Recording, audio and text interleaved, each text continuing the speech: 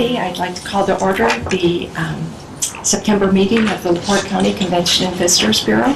Gail, would you please call the roll? Jim Anderson. Here. Kitty Kate. Martha is here. Here. Adam Knesny. Here. Sue Mullenhour. Here. Mike Sykes. Here. Ron Schaefer. Here. Doug Waters, absent. We have a quorum. Thank you. Are there any public comments?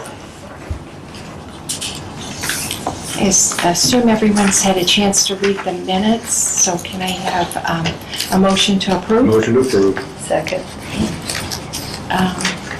What do I do? If there's no other... If there's any discussion, is there any discussion? Call the question. Okay, call the question. All in favor? Aye. Aye. Any opposed? Okay, since Pat's not here, there's no president's report. Mike, would you? We have in front of you the statement of financial position for the month of August, ending the month of August. And I think on the back page is the profit and loss and the performance against the budget. Look that over. The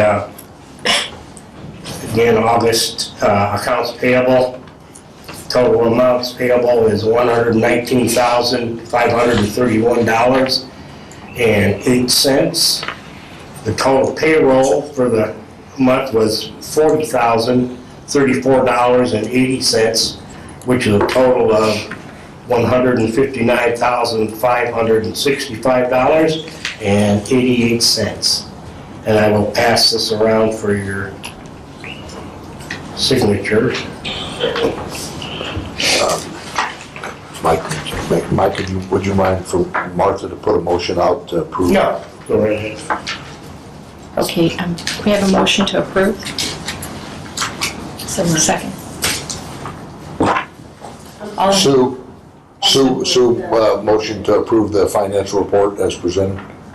She was the motion? No, second yet. Second. Sorry. Thanks, Gail. Any discussion? No. Any discussion?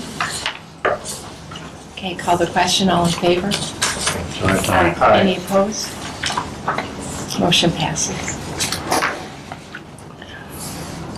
Let's see, we're down to the legislative. Okay, committees, yeah. committee reports. Is there anything on the legislative? No. Okay. Linda, do you have something on I that? have a couple things, just an update for NITDC. I think at the last meeting I mentioned that we're doing the Brew Wars, and there's been a slight change. Evidently some of the other counties were having a hard time reaching out to their brewers and getting a response to be able to line up in time for our kickoff. So we've now changed everything. It will begin, the voting will begin on October 25th, and then the big kickoff will still be held at Brewery Lodge, and that will be on October 28th. So we'll be sending out more information, so you have that as well. And we've talked to John. He's aware of the change and so on, and was fine with the change. And actually, it's a little better. It's the week right before a Notre Dame game, which is good, and good for Blue Chip. And but we just had to make that change. We have the three brewers. We've got Shoreline, we've got Burnham, and we have Zorn in the pickup for us with the three. So the other counties were afraid? We had a challenge. Yeah, we were very aggressive. I'll say that our team was very aggressive, and we have a good rapport with our brewers. So, but nice comment. Yeah, I agree. And then the other thing with the branding, I didn't bring them in, but I do have them out front. Right now, they're focusing, actually, our last meeting was canceled this month, but I showed you the city guide that they're putting together that has different information, dining and so on. And so that is complete. So the printed copies are out at our I&I last week. A couple weeks ago, Dale was able to stop at Blue Chip, Mary Ellen, because she does get a lot of calls on a lot of that information that was in this city guide. So she was happy to receive those, and then we've just distributed them around the locations. They didn't run a whole lot, I think maybe 1,500, which is real low, but they were trying to just see how it went and look to update that in 6 months. So that's the committee report. Okay, Brett, do you have anything under LaPorte downtown events? This coming Friday and Saturday, I think it's called the Together Event Project. The downtown coordinator, Ingrid LaRose, is going to active with the YMCA and United Way, and there's going to be a downtown cleaning. There's multiple links on Facebook through the YMCA and our Meet to sign up for volunteer slots. It's running from 8 to 4 on Friday the 27th and from 8 to 12, I believe, on Saturday the 28th. Things such as putting dog waste or pet receptacle waste bags on poles through the downtown area, especially State Street, Monroe, Lincoln Way, that area right in there. There's going to be some painting of trash receptacles, benches, those type of things. That is going to be taking place this coming weekend. I believe the downtown trick or treat is October 12th, I believe. That's Saturday, October 12th. And also, that's all I can think of for downtown. For the Civic, we will be hosting the Children's Symphony concert on October 9th. We generally have about 5,000 students come through the building between 9 and 4 that day. It's a great project. I'm pretty sure Mike Drayton and his law firm are a major backer of that with the LaPorte County Symphony. And it's always one of our favorite events because it helps expose local elementary and middle school students to not just the symphony, but they usually base it around some type of learning objective as well. So it's always a very nice project to have. I'm sorry, where is that at? And The Children's Symphony concert, Yeah. it's at the LaPorte Civic Hall. at the Civic? Yep. They generally do 3 showings, and so they last about an hour and 15 minutes each. Okay, thanks. Thank you. And Allison, do you have anything on food check? I do. FanDuel, our sports betting facility, opened up earlier this month. It had a nice grand opening. It's a really cool facility if you have a chance to check it out. They remodeled Vegas Baby, what once was Vegas Baby, and now it's open into the game. There's terminals where you can place bets. There's a counter where you can place bets up there, and then they have a whole video wall, and they service out of the game, so you can get lunch and dinner out of there. Expansion update, we're still scheduled for an October 4th opening. I peeked in there yesterday, and they just got the pre-function space to go. It looks like most of the actual event center's done. They have to lay some carpet and do the small things like hand sanitizer things in the bathroom and those smaller things, but it looks like we are getting really close now, so that's exciting. That's pretty much all I have right now. We have a busy fall, busy Christmas time. Although Christmas falls a little close to that third weekend in December this year, typically groups stay away from booking holiday parties that weekend, but not this year. We're starting to fill that weekend up too, so good stuff. Have we had any discussion or talk about the announcement that the Pocahontas building a new hotel? Not that I have heard, No. but it's possible that it was over my head. Okay. All right, thank you. Nelson has information on the race contract? I do. I reviewed the OPA contract with CVB, and I'm in a position to recommend that to you all to accept it and approve it.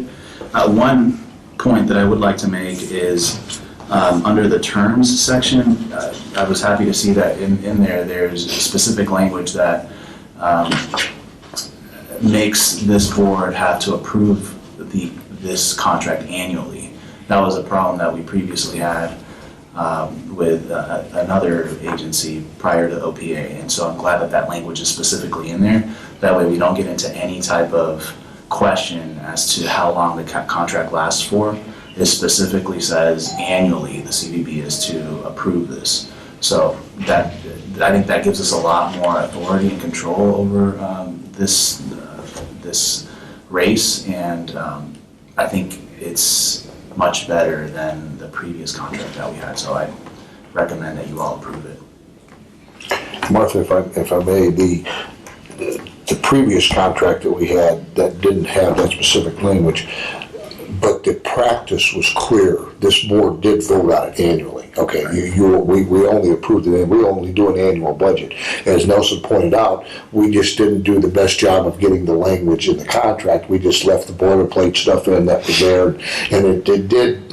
The folks that we didn't renew with actually tried to argue that point a little bit, but Nelson was able to clarify that, look, no, it's been done annually for 11 years. That's the way it's been done. We can't do anything beyond a year because we're on an annual budget.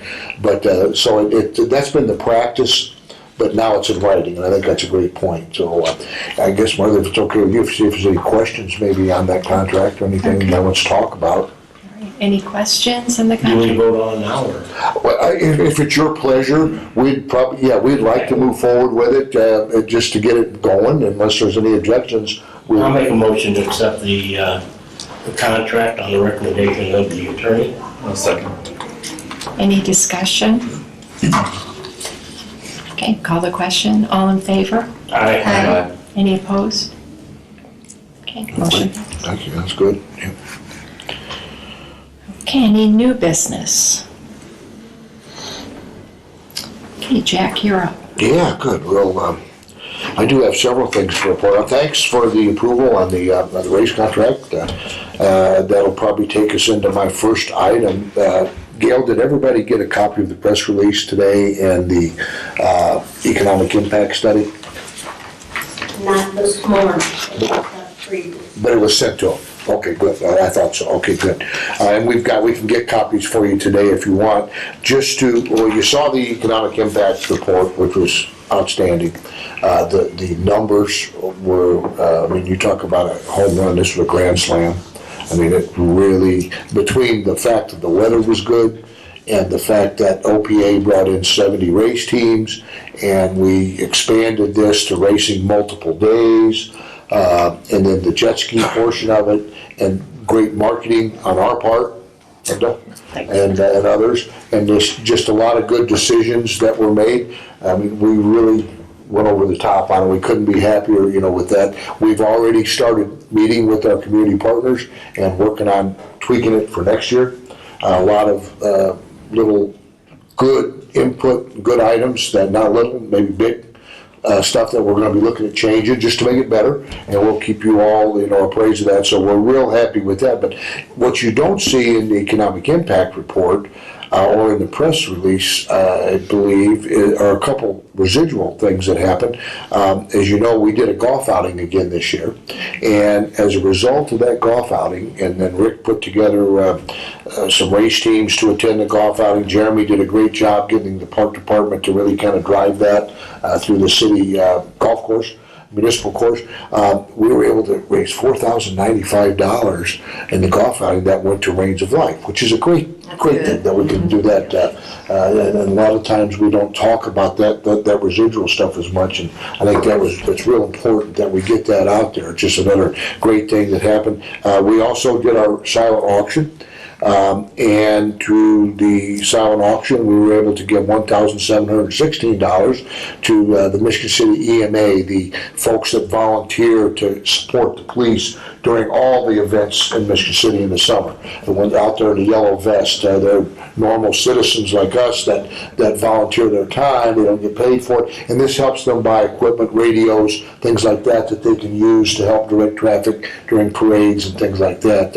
And on the silent auction, we're looking at trying to change that a little bit too. At the last minute this year, we looked at trying to do that with an app on the phone, and it was very costly, it was very expensive, and we didn't jump on it because of that. But we think we're going to research this some more, but if we started earlier and maybe shop around for different companies, we might be able to get that out there in an app on the phone, because it's so hard out there during the race to get folks to even understand when you have an auction going on. That's the last thing they're thinking about. They're scattered all. Just a lot of challenges with that. So, but we're looking at trying to make that a little more profitable for whoever we give that money to. So those are a couple of things that came out of that weren't included necessarily in the press release or the economic impact. Just on that specifically, does anybody have any questions or ideas of that you want to talk about? I'll be glad to kind of know them or go over it. If not, I'll move on. We just finished our audit with Applegate Company, Gail's first audit, and actually we finished it several days ago, but we haven't got the final report yet. And Jason will be here hopefully next month at the board meeting to give you guys the final version of his of how the audit ended up. But I can tell you that there were no hiccups yet. I haven't done my debriefing with him yet, but I would have been brought into it if we would have had any hiccups, as they went through the process. And it's a week-long process, and it's a very, in my opinion, a high-level audit, and it really did do a good job. And then the next step with that is, I think we just have to enter it in the record next month, and then it goes from Applegate to the Board of Accounts for their final approval on the audit. The Board of Accounts is the one who allowed us to use a private firm to do our auditing. They didn't allow us. They told us we had to. Yes, but that was one of those gifts that keep on giving. We were glad to see them move us away from them auditing us and then going to somebody else, because they were, Gail's real happy, Jack's real happy. Gail wasn't here when we had the State Board of Accounts auditing us, and it was one of those things that brought kind of early retirement discussions up. As far as I'm concerned, it was tough. It was. They always justified their reason for being here really well. I can say that. But we do things right. Our policies that you guys have adopted over the years. Some of you that have been around a while understand that we've got great policies that were put in place years ago that allows us to move forward, in a proper way. And so there's nothing on our finances that we feel we have anything to not be proud of the way that works. And that's a reflection on the board. And we thank you guys for that. And Gail put out the Vibrant Community, kind of the mission statement. I want to talk about that a little bit, because I do want to ask you all to get, not a lot of heavy lifting, but I do want to ask you to get involved as you, maybe at a little higher level. As you know, you all approved the CVB, and then the Unity Board approved those folks to be the two partners, the co-chairs. Martha and I are the co-chairs. We're really making progress in this whole Vibrant Community discussion. We've had a couple meetings with our steering committee. I purposely didn't put any of our board members on the steering committee. We didn't want it to look like, we wanted other folks in the community to get that buy-in at that level. But now we're at that stage where we're going to be doing community outreach and bringing in the folks out in all of our rural communities, for lack of a better way to state that. And we've got 5 upcoming meetings, and Gail will notify you when those are, and we'd like for you to try to attend those.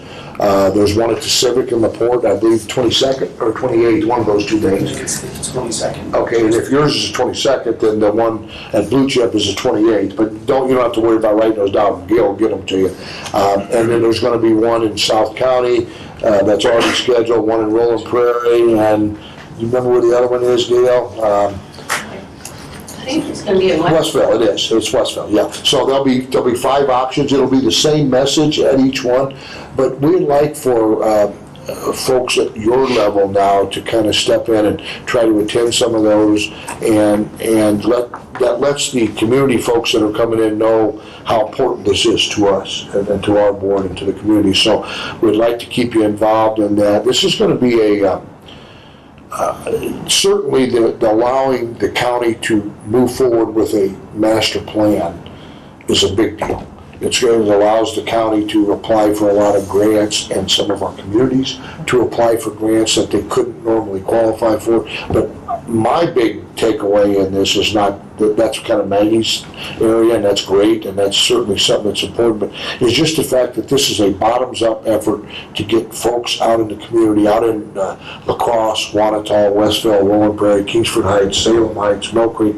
Those folks are not normally brought into our process a lot because it's kind of a Michigan City LaPorte dominated county, and that's just the way we're structured. And we've got 16 communities in our county.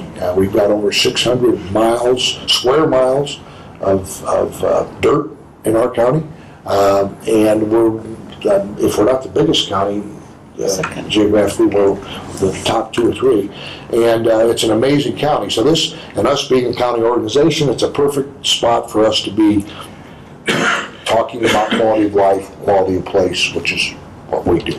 So I will be reaching out to you all to see if we can get you to attend some of those meetings and maybe get a little more involved as we move forward with that vibrant communities.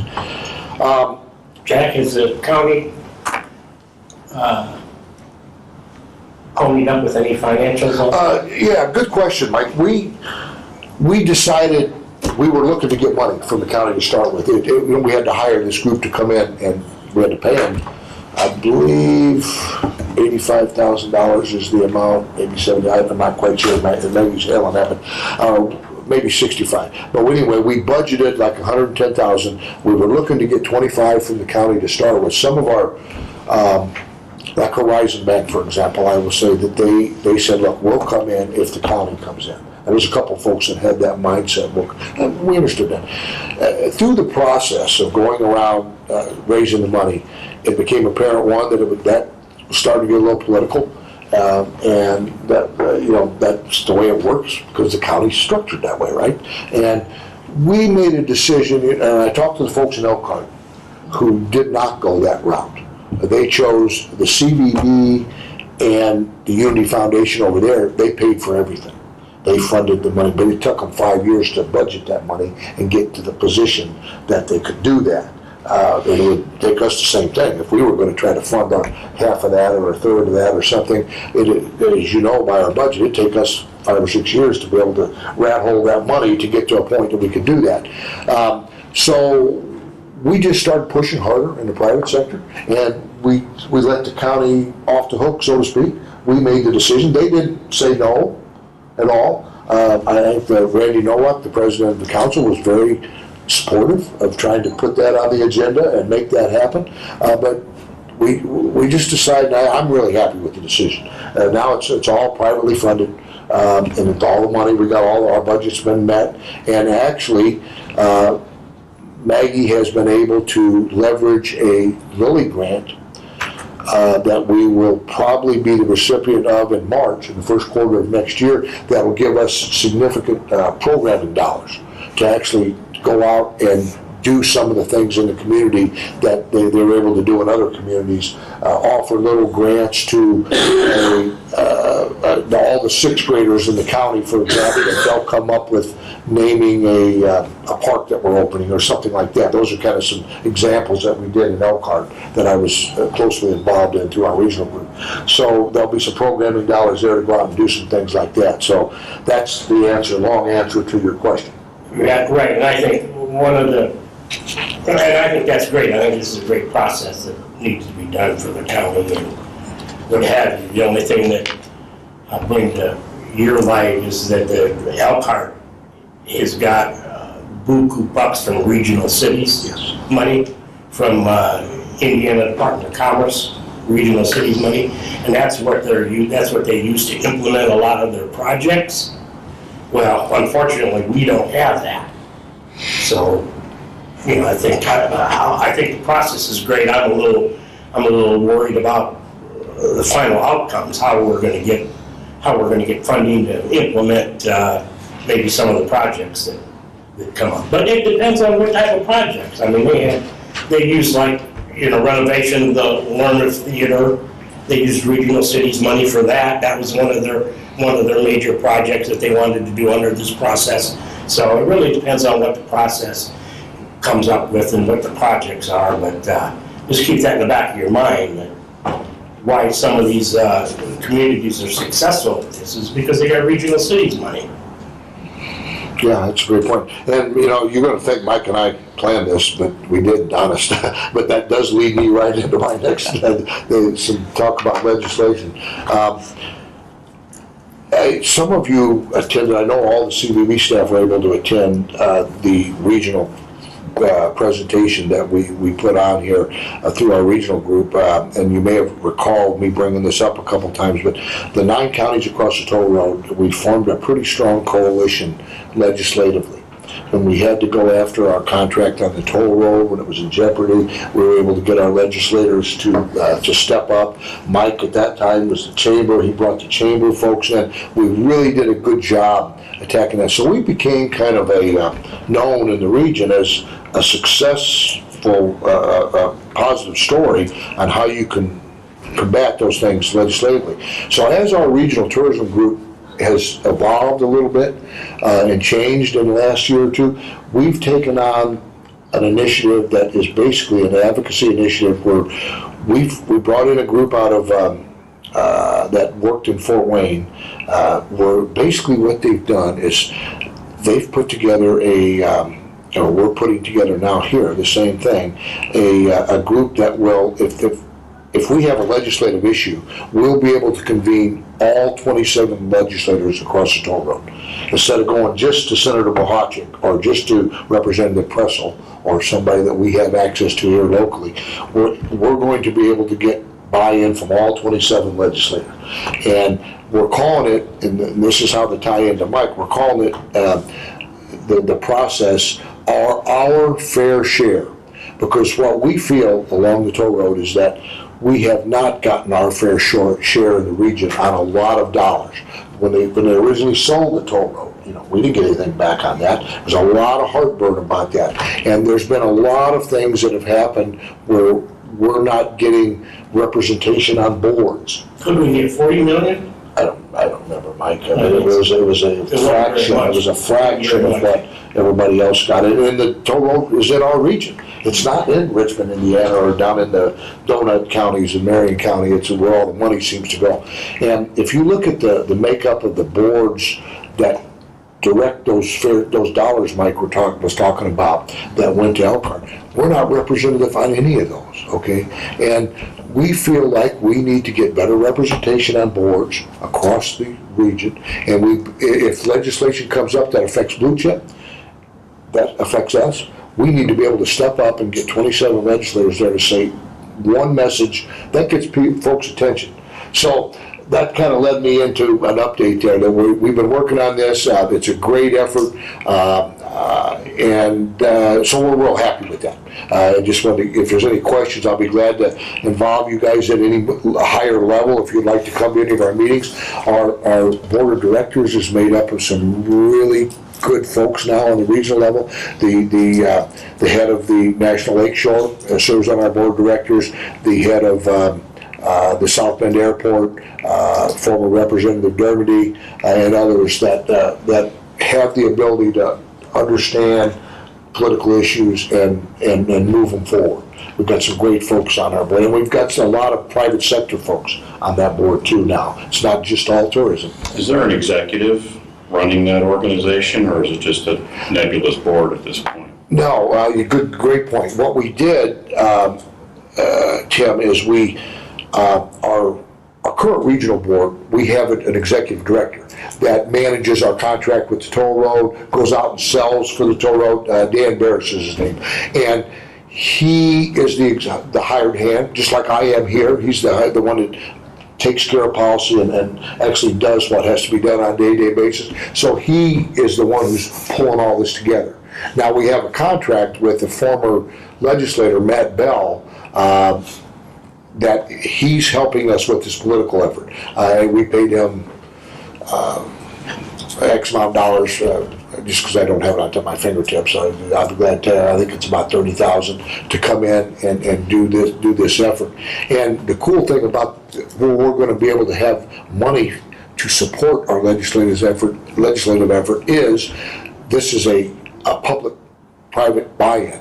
So we can go to the city of Michigan City and say, would you like to be part of this in case you have issues? And for X amount of dollars, they can be part of this. So can Adam's company, okay? He's got a company in LaPorte, right? You could be part of this.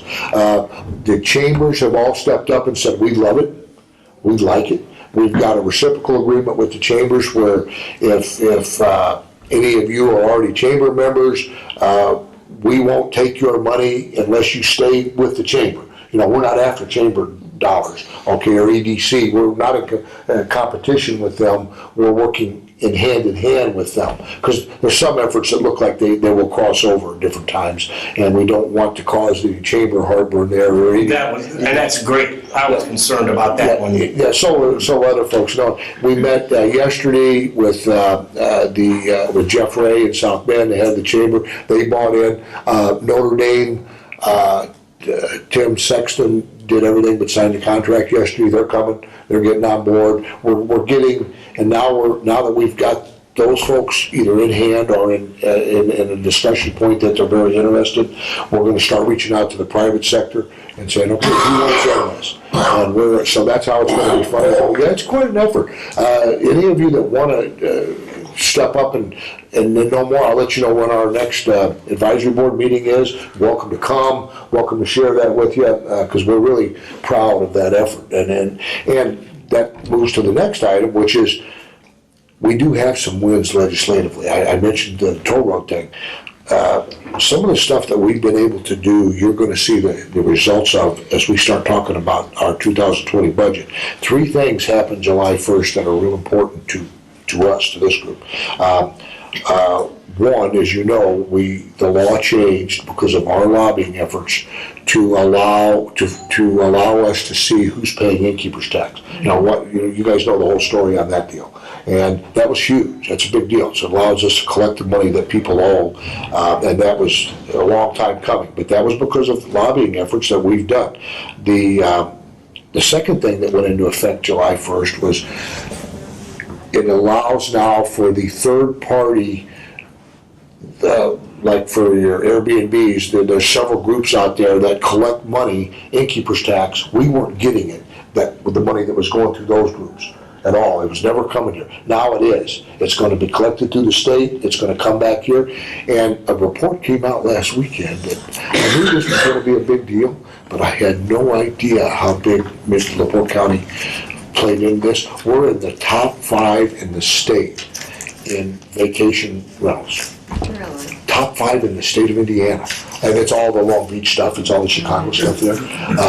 We knew it was big. Linda's handed me a release that came out on that the other day. And in the back of my mind, I was talking to Amy and Linda and some folks, and we knew this was going to be a big deal. It's going to be bigger than we thought, which is huge. And that's all because of our legislative efforts there, that we're going to be able to now track that money and collect it versus either it never been collected before, which is probably what happened, or if it was being collected, it never was making it to us. Okay, which is big. And then the third item that happened July 1st, and it actually just went into effect, as Allison reported, was the sports booking. We're going to get extra revenue from that too. Also, as successful as they are and moving forward, some of that success will fall onto us because it's gaming money that will fit into the formula that pays us our, because we don't get admission tax anymore. We get paid in how successful really they are in their gaming dollars. And to that note, then Mike reported the finances. We're on a good trend. We've really recovered well this year. I was really worried. Our innkeeper's tax was way down the first 2 quarters. That has gotten almost even again for the year, which surprised me with our 2 big hotels being a disaster, and they still are. The one in LaPorte is worse than the disaster right now. They're probably not going to recover the one LaPorte. In fact, we're probably going to be, I'll be glad to say this publicly because it needs to happen. It is a public information, but we're probably going to have to file a tax lien there because of some innkeeper's tax that are owed right now. If they don't get that caught up, Rick's been there trying to talk to them about moving forward with that, but that's very troubling. Still utilizing that hotel in LaPorte? It's under a private flag, like Pine Lake Inn or something like Oh, that. okay, LaPorte Hotel and Conference Center. Okay. okay. Yeah, but it's not getting near the action that it was getting when it was Best Western, and it's probably not suitable. We're having to make all kinds of diversions for this last quarter for the Notre Dame games and for the Pop Warner events. We're really messed up on that bad, because we can't shift those to Blue Chip because that's not conducive to Blue Chip, and we don't have another facility in the county. It's a mess. We're working on it. We're trying to do the best we can to recover. But saying all that, it says a lot for our staff, the fact that we've been able to get this budget back almost at the end of this year, back on track. And a big part of that, the gaming dollars really ticked up. And I can't, it's hard to identify that. I track that very closely. I track it with several reports. It's a very complicated process, but our gaming dollars, as you see in there, have really, we're way above where we normally are. And again, I'm not quite sure if that's going to be steady. And that has no reflection on the Blue Chip activity as much as it does that formula with the state. That's more confusing. That's what we're a little confused on, but we're happy. It's where it's at. So I just wanted to throw that out there. And then I guess the last thing maybe I've got here, ladies and gentlemen, is the budget, the 2020 budget. Now that we kind of have a handle on our income for the year, we were able to make the projections for the last quarter. We're going to try to do that based on last year's expenditures and last year's income. The plan is to have something in your hands to look at in October, and then depending on the process, we'll either vote on it at the end of October or in November. It just depends on how long it takes us here to get it together, and then how long the process questions you might have and any input you want to have on that. And but we'll try to get it in your hands maybe even by mid-October to start looking at.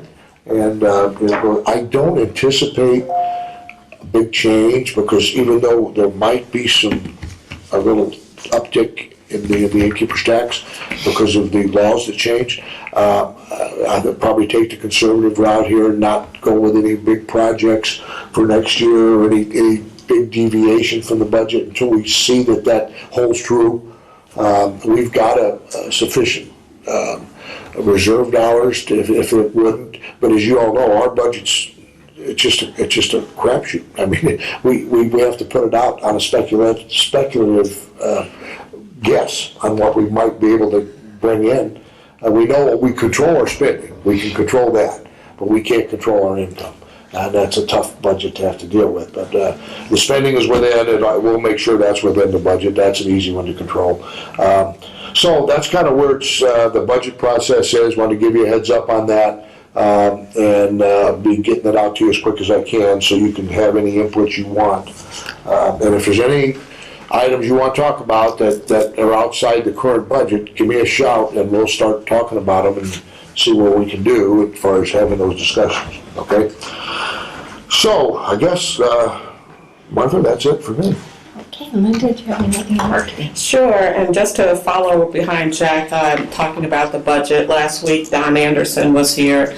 He and I met and then met with each of the staff as we're putting together the 2020 business marketing and business plan and the 3-year strategic plan. So he should be sending some information back probably by the end of the week that Jack and I can sit down and go over together, and then see where we go from there. And as you realize, with that plan and the budget, normally in November we get the plans approved and then followed with the budget or vice versa and so on. So there have been some new things going on in the industry. We are looking at that. At our ITA board meeting 2 weeks ago, It was over in South Bend, so Don was there actually to do a presentation. So Gail went with Amy and I last week since it was close. We wanted to introduce her to the group.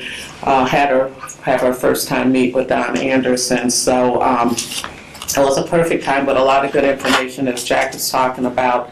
The Airbnbs, a lot of discussion still going on with that. We're waiting for some more information to come from the state office. But I think, as Jack has said, what we're beginning to see, and now that things are really starting to focus on those dollars and where they're going with the legislator as well as with state tourism, is really eyeballing that and giving us maybe weekly updates via email as far as what else is going on.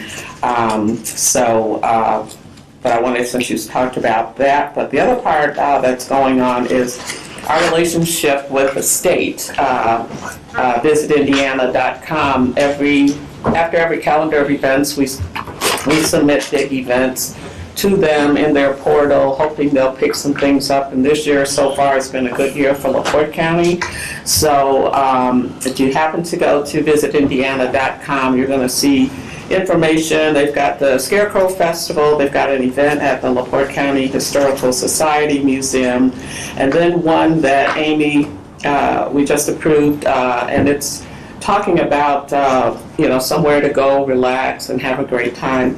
And that one's almost out, and that's going to be on Serenity Springs. So they are really following what's going on in LaPorte County. I think it's great because it's just getting our county out there with all the other different events that are going on. The other thing that's happening at the state level is they're also doing wars. They're doing a brewery.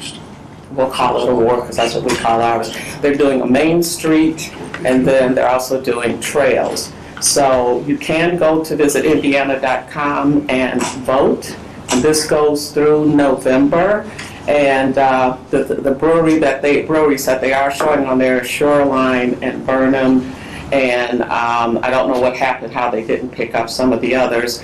But those two are on there that you can vote for. And then we didn't have anything in Main Street, but for trails, we had Pinhook Bog. So we're encouraging people to go in and at least vote for those that are in our county. And we've also asked the branding team, the marketing team for the city, to send out e-blasts so that we're getting everyone to participate so that we can rate high on that as well. Visitor guide sales have started. We should know by the end of the week how things are going. I've had a chance to tweak the contract a little bit after the VG, the COE falls, and we're trying to get all that in print by the end of the year so those can be distributed and up on the website. A couple weekends ago, do you remember the discussion for the downtown plaza for Michigan City that kind of stepped aside for the rest of the year? A couple weeks ago, they decided, a small group on that committee decided to throw an event at 7th and Franklin, which was a roller skating activity. Information went out to the community, residents, and so on. They had over 1,000 people that actually showed up for this. It started at, I think, 10, ended at 4. They had the roller skating, 30 people at a time, and then they had face painting and other events just to kind of let the community get a feel for if this would take place. This is how this would be. And you would think for a first-time event, they had 400 skaters and then 400 people that were just there for other events. So it was a great turnout. I know our Dale Cooper also is working with that group, and they were just thrilled. Gina and I had a chance to go with our grandkids, so they enjoyed a lot of that as well. So it's just, and they have something else coming up next month. We're not sure what, but I'll be sure to bring that up. And other than that, Destination Next, if you remember a couple years ago we did a survey with Don Anderson on that. It was announced at ITA there's going to be a Destination Next 2019 that's already in paper form. It's a lot of material, so I'm still reviewing it. But as Jack was talking about vibrant communities and so on, and what the purpose is of that, it kind of falls into this next Destination Next. 2019 with community and so on and the outreach. So I think it's going to be a great thing as we get involved. If you recall, we were trailblazers, which was the high level. Those levels are still out there, but just hearing Jack go through everything for the vibrant communities, there's a lot of similarities, so I was real happy to see that as well. So other than that, we had a great I&I at Brewery Lodge last week, and a lot of new faces. Actually, next week, we're meeting with Jessica, the new director at Lighthouse Place Premium Outlets. She's going to come over and meet with the staff, talk about the CVB and what we do and how we can work together with them. So other than that, that's all I have. All right, thank you, Linda. Before I ask for board comments, I'd like to ask for a moment of silence for Jean Shirt, who passed away. Jean was a longtime board member and active in the county.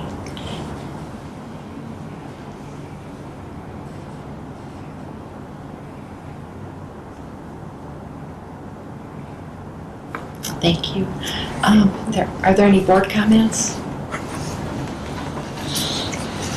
If not, the meeting's adjourned. Next meeting is October 22nd. Great job, Madam Chairman.